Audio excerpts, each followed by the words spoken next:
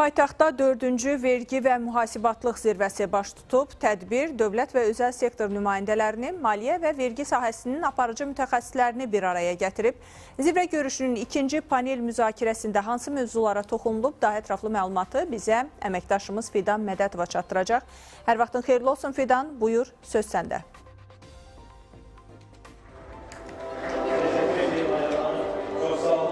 Salam, hər vaxtınız xeyir olsun. Bəli, 4-cü vergi və mühasibatlıq zirvəsi öz sürəti ilə davam eləməkdədir və öncədən də vurğuladığımız kimi məhz tədbir panel müzakirələr şəklində təşkil olunur. Bu dəfə toxunacağımız istiqamət məhz ikinci panel olacaq, hansı ki, əmək münasibətlərində uçot risklərindən söhbət gedir və elə həmin panelin spikeri Anar Bayramov bizlə canlı bağlantıdadır. Suallarımızı ona ünvanlayacağıq. Salam Anar bəy. Biz məhz həmin panelin müzakirə istiqamətləri, hansı suallar ətrafında müzakirələr gedəcək, eyni zamanda həmin panelin qeyd olunan sahə, yəni vergi və mühasibatlığa müsbət töhfələri nədən ibarətdir, bu məqama toxunur?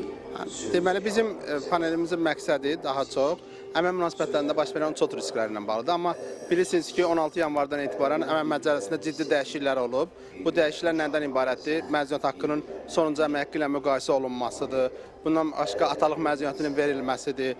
Həmçində sosial məzuniyyət və digər məzuniyyətlərlə bağlı dəyişikliklərdir. Həmçinin əmək mühafizəsi ilə bağlı olan dəyişikliklər. Bu haqlarda məlumat veriləcək. Ümumiyyətlə, bizim təqdimat 4 bölmədən ibarət olacaq. Əmək məcəlləsində dəyişikliklər, Nazirlər Kabinetinin əmək qabiliyyəti müvəqqəti edilməsinə görə müavinəti hesablamaq yeni qaydası, hansı ki, may ayının 1-dən tətbiq olunacaq. 3-cü Konstitusiya Məhkəməsinin 18 fevral tarixli əlavə məzuniyyəti hesablanması ilə bağlı kompensasiya məsələsinə aydınlıq gətirəcək və 4-cü sırf bu səhvlər, hansı ki, əmək münasibətlərində baş verən səhvlərin hansı inzibati məsuliyyət yaratması, inzibati cərimələr haqqında məlumat verəcək və ümid edirik ki, bizim bu iştirakçılarımız da, yəni təlimin iştirakçıları, həm mühasiblər, həm HR-lar bu təlimdən, yəni sırf bizim paneldən əmək münasibəti ilə bağlı bütün suallarına cavab tapa biləcəklər.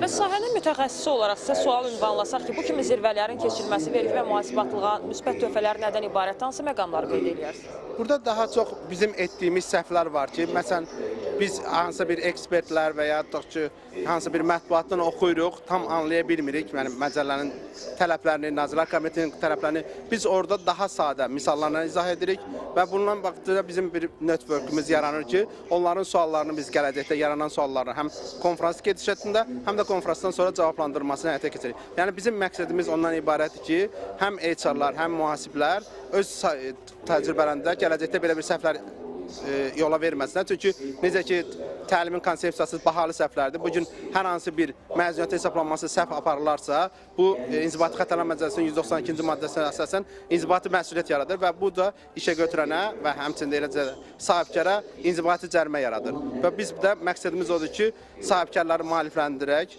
və bu biliklərini artıraq ki, gələcəkdə bu cür inzibati cərimələrlə qarşılaşmasınlar.